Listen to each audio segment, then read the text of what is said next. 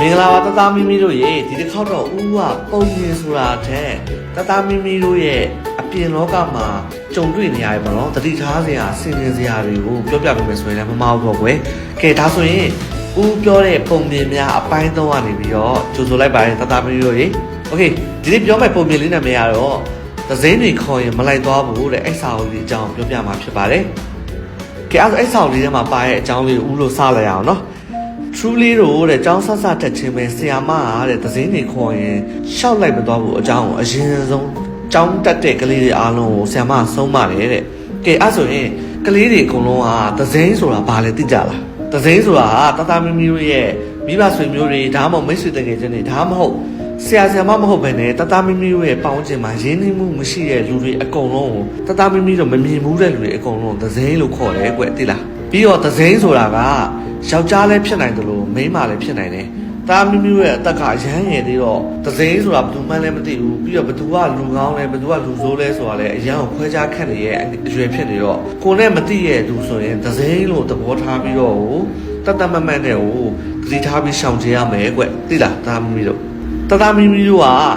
ကျောင်းကနေပြီးတော့ပြန်တဲ့အချိန်ဖြစ်ဒါမှမဟုတ်တနေရာကနေပြီးတော့ပြန်လာဖြစ်လူပြတ်တဲ့လမ်းတွေမီးမောင်တဲ့လမ်းတွေမှာဖော်မပါဘဲနဲ့လုံးဝမသွားဘူးเนาะပြီးတော့အခုခေတ်မှာဆိုရင်ဖုန်းတွေအင်တာနက်တွေကအရန်ကောင်းနေတော့လမ်းပေါ်ကနေပြီးတော့ခင်ပြီးတော့လေ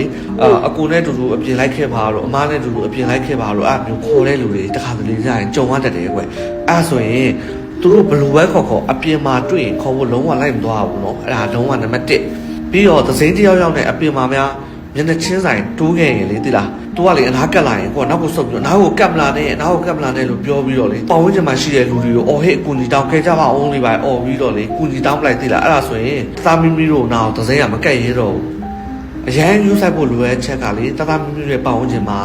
ကလေးဖမ်းတဲ့သစိမ်းတွေရှိတယ်အဲ့သစိမ်းတွေကလေကြီးလိုက်တာနဲ့အရန်ကိုသဘောကောင်းကြအောင်ဆောင်ပြီးတော့နေရာနဲ့မှလည်းရှိတတ်တယ်ပြီးတော့နောက်တစ်ခါသူကညံရမ်းများတယ်သာမီမီကိုကြိုက်တဲ့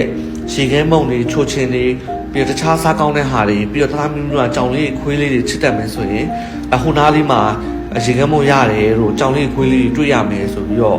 ့လိန်ပြီးတော့အိမ်ကိုမြားခေါ်တာတို့ပြီးလမ်းတွေကိုခေါ်သွားတာတို့ကားပေါ်ကိုမြားခေါ်တာတို့အမျိုးတွေလောက်တတ်တယ်နော်အမျိုးဆိုရင်တာမျိုးမျိုးကမစားတော့ဘူးလို့မယူတော့ပါဘူးလို့ပြောပြီးတော့အဲ့ဒဇိန်းနဲ့ဝေးအောင်မြန်လေးထွက်ခဲ့ရမယ်ကွသိလာ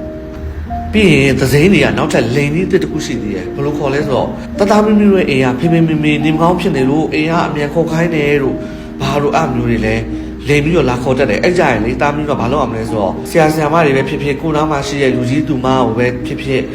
တွားပြီးတော့ပြောပြီးတော့အိမ်ကိုဖုံးဆက်ခိုင်းပေါ့နော်ဖေဖေမေမေတကယ်ပဲနေမကောင်းလို့ခေါ်ခိုင်းတာလားဆိုတဲ့ဥစ္စာကို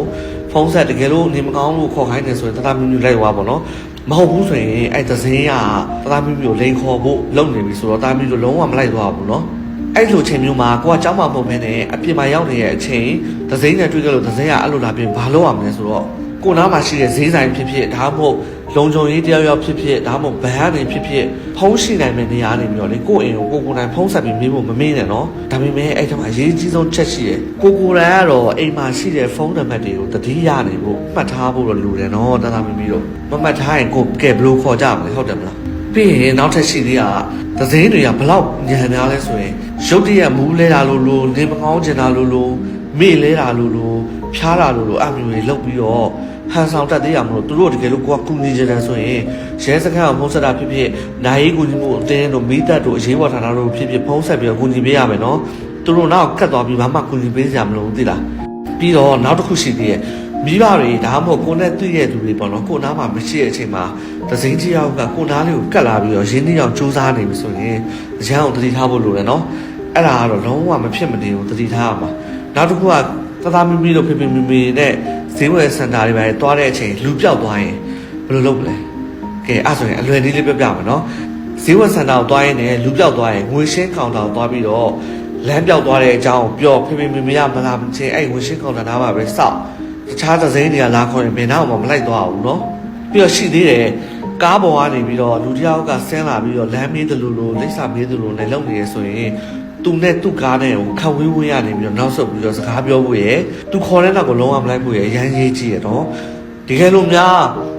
းတသားမီတို့ကတတိလက်လို့ဖြစ်ပြီးတော့မတော်တဆသစိမ်းတွေလက်ထက်မှာဖမ်းမိသွားခဲ့ရင် တာမီမီတို့အရန်အော်ဟစ်ပြီးကူညီတောင်းရမယ်အော်ဟစ်နေတဲ့အချိန်မှာသူကပါဇက်ပိတ်ခဲ့တယ်ဆိုရင်သူတို့ပါဇက်ပိတ်ထားတဲ့လက်ကိုပေါ့နော်ကိုက်ပြီးတော့ထပ်ပြေးဖို့စူးစမ်းရမယ်နော်ကဲဒါဆိုရင်သစိမ်းတွေအနားကပ်ပြီးဖမ်းဖို့စူးစမ်းလိုက်ရင်ဦးတို့ပြောသလိုဆီယမတို့ပြောသလိုတေချာလို့ပြီးရင်အေးရဖုန်းနံပါတ်တွေကိုမှတ်ပြီးတော့ဖုန်းကိုတေချာဆက်အဲ့ဆိုရင်သာမီမီတို့သစိမ်းတွေရဲ့ရှင်ကနေပြီးတော့အန်ဒီကင်းဝေးပါစေလို့ဆုတောင်းရတဲ့ဒီနေ့သစိမ်းတွေခေါ်ရင်မလိုက်သွားဖို့ဆိုတဲ့အစာအုပ်လေးအကြောင်းပြောတာနေပြီးတော့ဒီကုန်းချုပ်လိုက်ပါတယ်တက်တာသာမီမီတို့ရေ